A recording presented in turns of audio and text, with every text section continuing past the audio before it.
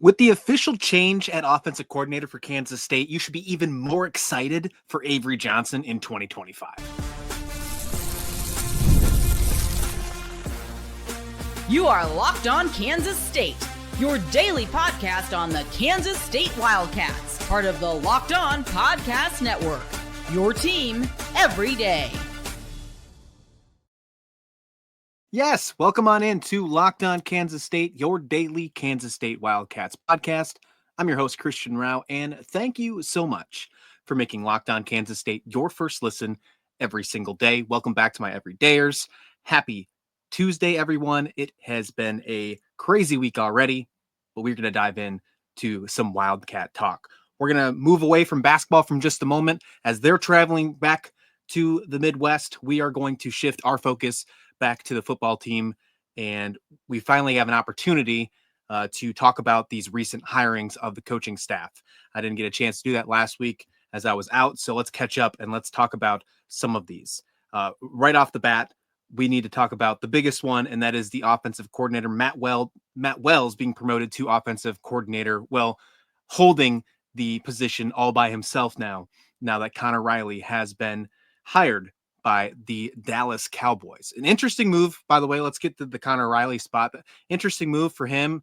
It's going to be really interesting to see what Coach Kleiman does without having a guy like Connor Riley on his coaching staff, because he's never had that. This is going to be brand new territory for a guy like Chris Kleiman. But it's really exciting to see what a guy like Matt Wells can do on his own. I think that this was already a hiring that was planned on happening. It was something that was already going to be as expected. I think that Chris Kleiman and maybe the rest of the coaching staff, the rest of the Kansas State's front office, if you will, kind of already had the idea that there was this inkling that he may soon be on his way out, and adding Matt Wells into the co-offensive coordinator and associate head coach at the beginning of last season kind of already started that writing on the wall. So I've already heard that there's really good things, really exciting things from Matt Wells, from the players, that they're very excited for the hire. They really like it. And one of those players, according to our friends on On3, one of the players that is super ecstatic about it is Avery Johnson. And that's exactly what you want when you're getting into this new kind of territory and you're talking about potentially changing the offense at some point, or at least some kind of degree. You want to have your quarterback on board. And it looks like that's the case. And that is a great thing for Avery Johnson, not only for just the idea of his morale being high, but I'm going to talk to you why I think this is a good thing for Avery Johnson in his performance, and why I think it's going to help him make an extra step forward in 2025 to help lead this team back to a Big 12 conference championship and find themselves in the college football playoffs at the end of the season. I feel very good about this hire. We're going to call it a hire, even though it's a promote from within, really a promote from the same position, but he's holding its own. We're just going to call it a hire just for the lack of a better term at this moment. But Matt Wells, what a great pick. Really, I think you couldn't have got a better person in this one. I'm glad they didn't go outside. I'm glad they stuck with him after what they did last year and brought him as the associate head coach, because if you would have went elsewhere, then he would have went elsewhere. And that was something that you didn't want to do. You wanted to keep him around. And obviously players are already glued to this guy. And that's a huge thing. He has already head coaching experience. That's a huge thing to have on your offensive side. Now you have Chris Kleiman and you have Matt Wells with not only head coaching experience, but Big 12 head coaching experience, that are running both of the head coach and the offense, the head coach and the associate head coach, if you will. His head coaching experience is at Utah State with the Mountain West, and also with Texas Tech from over a certain amount of years. Utah State, he was from 2013 to 2018. He had a 44-34 record over that time, including multiple wins in the Poinsettia Bowl, New Mexico Bowl, and I believe he went to 5 bowls across 6 years with Utah State. He had 9 win seasons, 10 win seasons with that team. And then he went to Texas Tech, and he didn't have the best time at Texas Tech. 2019 to 2021, he was 4-8 in his first season. COVID season in 2020 was 4-6.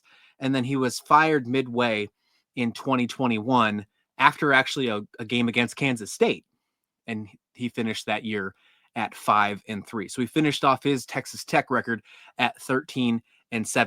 For the reasons why I think Avery Johnson can be really, really good, although we are talking at a Big 12 level, I do want to focus more on what he accomplished with certain players and certain teams at Utah State. Because, yes, the resume is a lot nicer. It looks a lot prettier. But there are actual proven cases. There are actual proven players, products, whatever you want to call this type of report that I'm about to give you, to prove that Matt Wells can accomplish this with a guy like Avery Johnson and not only make him a better quarterback to help lead this Wildcats team, but to potentially make him a step better to be a great NFL draft prospect over the next few seasons. Because that is something that should be in the conversation for the minds of us Kansas State folks. We're about to see it with Will Howard. I'm sure he's going to get drafted at some point in April after what he did at Ohio State and obviously what he did over the last few seasons with Kansas State. We've seen it in the past with other quarterbacks. Avery Johnson is next on this list. He will be an NFL quarterback. It just depends on what type of caliber. I think Matt Wells can unlock him to the next level. I really do think that is the case. Now, he also had played with some, not played, but he also worked along with some great offensive coordinators in his career. For example, when he was the head coach at Utah State, Joshua Heupel was one of his offensive coordinators. He's now the head coach of Tennessee. He's known for having this bizarre mastermind type of offense in the SEC right now. It helped them beat Alabama a few years ago on an upset. Tennessee was very close making the college football playoffs. He's really helped resurrect that type of program who struggled for quite some time. He was under Matt Wells while at Utah State. Now, it was just for a season, but you can't tell me that that type of offensive masterminds don't work together. And that's really interesting. And of course, the biggest thing on the Avery Johnson side that I want to get to is that he worked along and coached proven NFL talent at the quarterback position, and that's Jordan Love. Jordan Love was one of his quarterbacks while at Utah State. And I think that Jordan Love, while he was part of Utah State with Matt Wells, did a lot of things well, no pun intended, that Avery Johnson does the same, does just as good, if not better, to be completely honest, because I think Avery Johnson has more of a mobile speed factor to him. Now, the arm accuracy might be something that people can have a conversation about, and I think that not only can be coached, but I think that also can still be improved because we are still only talking about his second full starting season coming up in 2025 for Avery Johnson.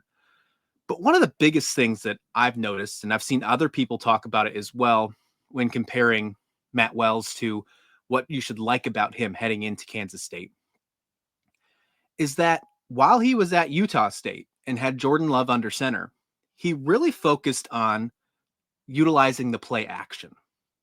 And the play action is something that Avery Johnson succeeded in 2024. Jordan Love turned out to be a pretty good quarterback. He's doing pretty well for the Green Bay Packers. He was drafted in the first round of his draft to sit behind Aaron Rodgers for a few years. I know it was a very questionable call for, the Packers and what they were doing in the future because they were never giving Aaron Rodgers a weapon or whatever you want to call it. But regardless of the fact, that has nothing to do with Jordan Love and his performance of what he did. He was a top quarterback taken in his year's draft. And that is a lot of thanks because of what Matt Wells did. And it helped Matt Wells get a Big 12 job, although did not work out quite well with Texas Tech. I think we are going to see a little bit more play action. One, because if you look at this roster right now, it is perfect for a play action type roster. Avery Johnson already succeeded in 2024 with a playoff type of play calling, if you will. And then if you have only Matt Wells calling the plays and being the guy, not having to, work with Connor Riley or work with whoever else to make sure that you're getting the right plays or the right calls, it is your call and no one else's. And I think we're going to be in a much better spot. And I'm really excited to talk more about that because there's plenty more to talk about on this topic right here. But the main takeaway is Avery Johnson is going to have a very good 2025. Check out our friends at FanDuel. If you think that he can be one of the top players in the league, I do. I'm not afraid to throw an odds chance, a little bit of a risker, if you will, on Avery Johnson winning the Heisman in 2025. I think it's absolutely doable. And I think a guy like Matt Wells, when he now has the reins, can unlock it. And then you just add all these weapons as well. And I want to talk about those next. What are these weapons that Avery Johnson and the rest of the Kansas State offense have? Ones that are coming back, ones that just came in the transfer portal. How does that all work with a new guy like Matt Wells in the reins? We're going to talk about that next, right here on Locked On Kansas State. This is a message from sponsor Intuit TurboTax. Taxes was dealing with piles of paperwork and frustrating forms, and then waiting and wondering and worrying if you were getting to get any of them back. Now, Taxes is easily uploading your forms to a TurboTax expert who match to your unique tax situation. As an expert who's backed by the latest technology with cross-checks, millions of data points for 100% accuracy, while they work on your taxes, you get real-time updates on their progress. And you get the most money back guaranteed, all while you go about your day. No stressing, no worrying, no waiting. Now this is Taxes in TurboTax. Get an expert now on TurboTax.com. Only available with TurboTax Live full service. Real-time updates only in the iOS mobile app. See questions, see guaranteed details at TurboTax.com/guarantees. And welcome back to Locked On Kansas State, your daily Kansas State Wildcats podcast. Hey, for your second listen of the day, check out Locked On Big 12. They have everything covering the Big 12 conference. The Big 12 squad show coming up on Thursday. You can get that on the Locked On Kansas State YouTube page as well. That drops, I believe, at 7 o'clock Central Time. You'll get that one on the YouTube feed on Thursday. So check it out with the squad. They have a bunch of fun doing everything and just some banter. Really, that's the one where they talk about everything but sports. Check that out for your second listen of the day. We are talking about Matt Wells getting hired as the offensive coordinator for Kansas State, really taking over as the only offensive coordinator after sharing the job with Connor Riley in 2024. Connor Riley obviously moving on to the Dallas Cowboys to become the offensive line coach. Really excited for him. I think it's going to be a really nice spot for a guy like Connor Riley. I mean, attaching your name to a guy like Cooper Beebe is not a bad choice to do whatsoever. And obviously getting an opportunity to coach America's team, if you will. So that's really cool. And I'm really hoping that he does really well. I want to get some thoughts on Connor Riley and just basically what he did for us as an offensive coordinator here in a minute. Basically, when I talk about where I think this team is going to go. But first, I want to talk about the rest of this roster, especially the rest of this offense with Matt Wells as at the reins. It won't just be Avery Johnson that benefits from this. I really think that this offense is going to take a nice step forward. And for the record, this is nothing against Connor Riley. It's nothing against Connor Riley. I just like the fact that there's one guy in charge now. And what we have seen from Matt Wells in his past, and there's a reason why Coach Kleiman brought him on as a staff last year. Like, as I mentioned at the beginning of this show, the writing was on the wall, in my opinion. So I'm really just excited. And I think he fits right now to what the rest of the roster, especially the rest of this offense, fits as well. I kind of think, and I don't have anything to prove this, okay? So this is just my opinion. I kind of think they already knew this was coming, although it seemed like the hire was a shock and they brought it out to us, on a Friday. It was a Friday news drop, if you will, about him leaving to going to Dallas. I think they already knew this was bound to happen because some of these transfer pickups, when it came to the wide receivers, it makes a lot of sense now when you see who is in charge of this offense. Now, again, he was there. He was a co-offensive coordinator, associate head coach. I'm sure he had a lot of pull when it came to helping choose the transfer portal big board, if you will. now knowing that he's the guy that's going to call the plays, to me, it just makes a little bit more sense in my mind.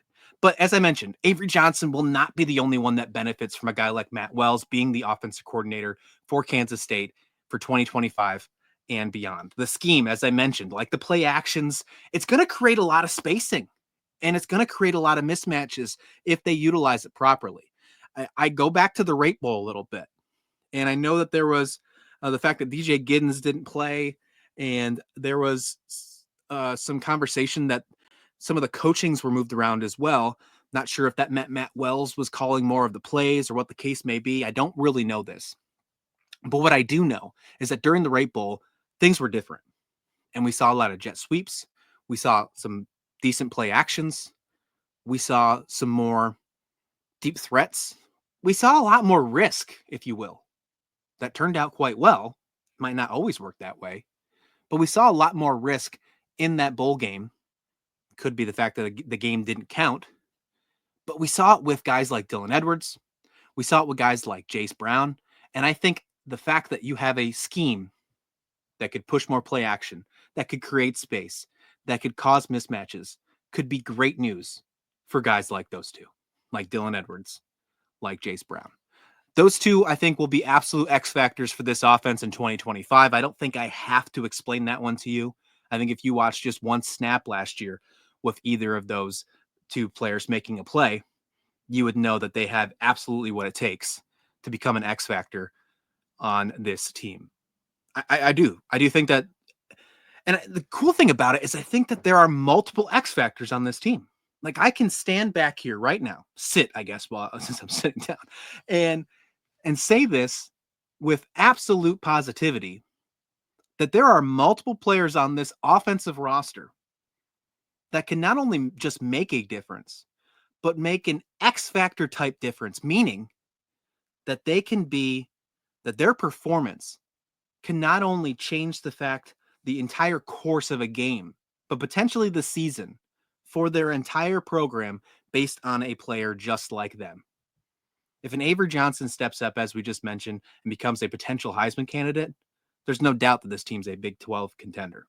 If Dylan Edwards steps up and becomes a running back one that we've all looked and hoped for since he's came over from Colorado, and his speed, if he gets outside the tackles, is just exciting as we thought, and we've seen in like the Rate Bowl, there's no doubt that we are a Big 12 contender. If Jayce Brown is that deep threat we've all hoped and loved for a couple seasons now, we've known that the opportunities are there, but the opportunities just were never given to him, at least not enough. And I think that's where a lot of the discourse was met and why there was some sort of disagreement in the potential of him leaving in the transfer portal. Thankfully, that never happened. If that is met, this team is a Big 12 contender. That is just 3 players, folks.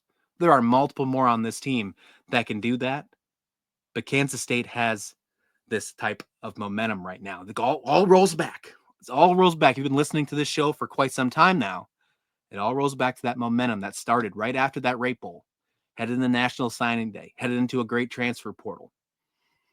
Just because Connor Riley left, that momentum hasn't stopped. That train's still rolling. And I think the momentum's only getting stronger as we head into spring ball. I think the new taller wide receivers, as I mentioned with the new transfer portal, I think if they can separate as well, play action, especially if there's a press coverage going on, if you can break away from press coverage with a play action, that could go a long way. And having that size that Kansas State has not had for quite some time, that could be really, really fun. Jared Bradley played for Texas Tech. He did. And now he's going to be with Kansas State with Matt Wells.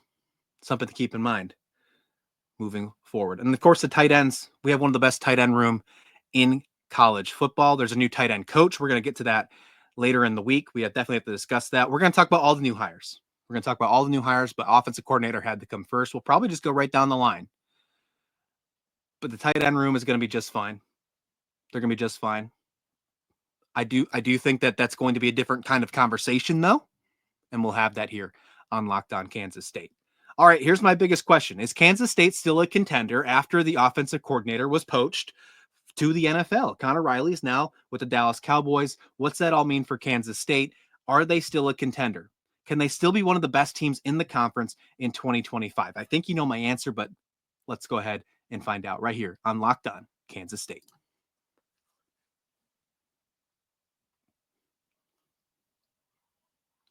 Welcome on back to Locked On Kansas State, your daily Kansas State Wildcats podcast. I'm not even going to sugarcoat it for you, folks. Yeah, absolutely. This team can be a contender. Absolutely, they can be a contender. Now, frankly, I think nothing's changed. In fact, I think it has made them better. And I've kind of already alluded to that earlier because I'm a little excited about this. The fact that we get to talk about college football in February is exciting alone. Don't get me wrong. I never get sick of talking college football, and I will continue to talk about it 12 months a year right here on Locked On Kansas State. So please do me a favor, hit subscribe, join along, join the party, join the adventure. But I think it only makes this team better. Having one man at the helm, although it didn't seem to be too much of a concern last year, having one man at the helm who has done it at a high level in the past as an offensive coordinator, as a head coach, who has won multiple Mountain West Coach of the Year. And that is a very short list, by the way, of who have won that more than once. It's like him, Urban Meyer, and I believe like 2 other people. It is not many. It is very few people who have won the Mountain West Coach of the Year more than once in their career. But he has done some really interesting things in his career. And he's also worked with great offensive coordinators. He was an offensive coordinator under the great Gary Anderson as well. I mean, he's got a really good career. And now he gets to continue it at Kansas State as the solo offense coordinator, the solo associate head coach. I think it's really good. Now, as I mentioned earlier in this show, none of this is a knock on Connor Riley. I think Connor Riley was a fantastic coach for Kansas State.